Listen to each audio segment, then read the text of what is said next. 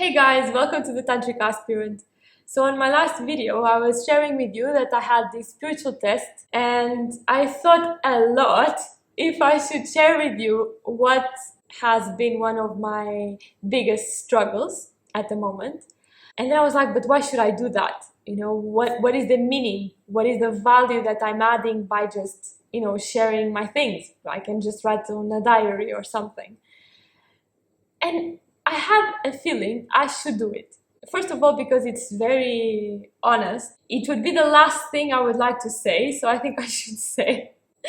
And also because I feel many women, especially, men probably, but I don't know so much. And I know there are more women in the same situation as me. Oh my god, it's so difficult to just say it. Okay, I can do this. Basically, I feel that since I came to Denmark, I've been working a lot on this path of heroine, feminine archetype, more connected with heroism. If I look to my daily life, I focus mainly on projects and I'm quite intensely working on several of them. So besides what you could call a normal work hours, let's say from 9 to 5, I'm not done at 5. So I still have 2 projects to work after that consume also time and energy, of course. And I love them. So it's not like I'm not complaining at all, like I'm fully engaged in it and I love it and I want to do it so much and I wouldn't change it for anything. I'm not at all in a situation that I would say, oh, please take this out of me, or what a heavy thing on my shoulders. No, I'm super happy and enjoying, and I feel this is so useful for my transformation and it's exactly what I needed right now, and it's fulfilling also so many aspirations of my heart. So I'm very, very happy with it. But it's a fact that it's a period that it takes a lot of energy and a lot of time from me. And then I also have my spiritual practice that actually should be much more than what it is at the moment. But there's also that, and then of course sleeping and eating and speaking a bit or connecting a bit in the community, because you also don't want to be a ghost, that just kind of appears sometimes and the day is gone.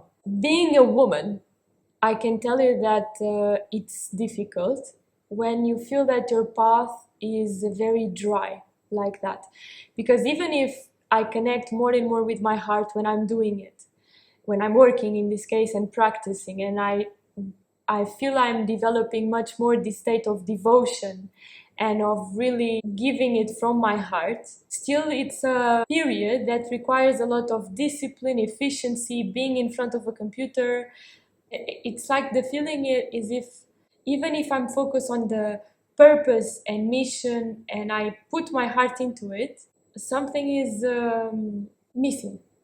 I think that the last time I was really in love and that I felt really loved by someone that was present in my life. So I'm not speaking about someone that you meet from time to time or that it's not so present. No, you're committed in a relationship and it's present and it's there for you and you're there for him or for her, and something active that is more constant for already 2 years. More than 2 years, a bit more than 2 years. And after such time, it starts to affect me much more than what I would like to admit. And this is a problem, because most of the time I'm so busy that I don't even have time to think about it. So the days pass and I'm just completely absorbed in what I'm doing.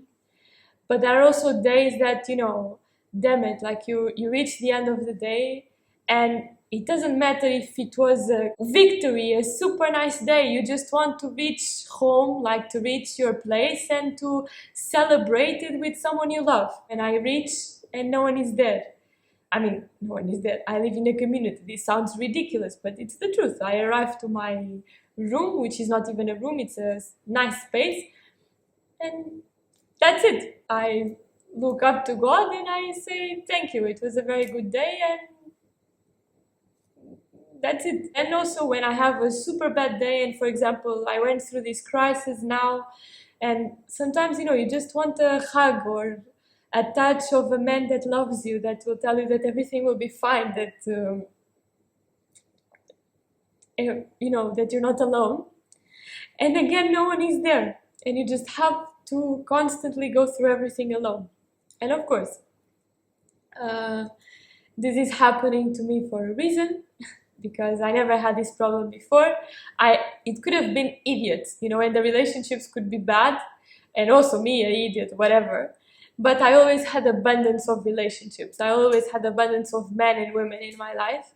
And for some reason, since I'm in Denmark and I finished I stopped being with the relationship I had when I moved, it never really happened again that I had that someone there for me, like really. And that I'm very much in love with, and that is also in love with me, and that you feel you can, count with each other somehow. That affects me a lot. I want to put this image of, so I'm a strong woman and I do these projects and all this heroine, but part of me is dying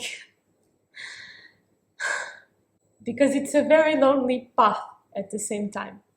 And this, of course, from a mental perspective, I know it sounds insane because, first of all, I live in a community surrounded by people. The world couldn't be with more, how do people say, overpopulation, whatever. So it's like there are so many people around. And besides that, I know God is everywhere and it's always with me. It's not that I cannot say I'm alone. It's ridiculous to even say such thing. But I'm human and I'm still only for 4 years on this path, and I still feel alone sometimes. And I think it's good that we are capable to speak about it and to show our vulnerability and where we still have weak spots and where it hides our ego, because it happened a lot these weeks, and this is also why I feel to do this. It happened that people were coming to me and they were saying, "Oh, I admire you so much. You're doing this project and you have so much courage to speak about these things and to do like this." And I see that people, it's like they might fall into putting you into a pedestal or to think that, she's so great. You have no idea what I'm going through. Like maybe you perceived few qualities that you like, and that's wonderful because it makes you aware of it, and you can then work on having that yourself.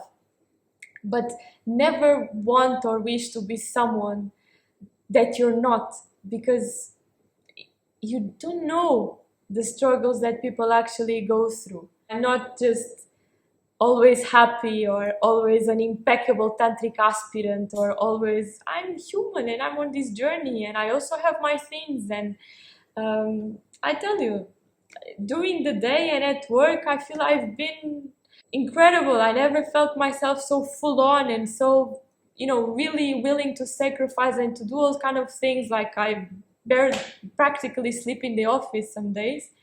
But then I also have other areas of my life and other aspects within myself that I still have to transform. That sucks, and that is still very difficult to deal with. So I also wanted to share this more deeper aspect of myself, even though it's not so nice.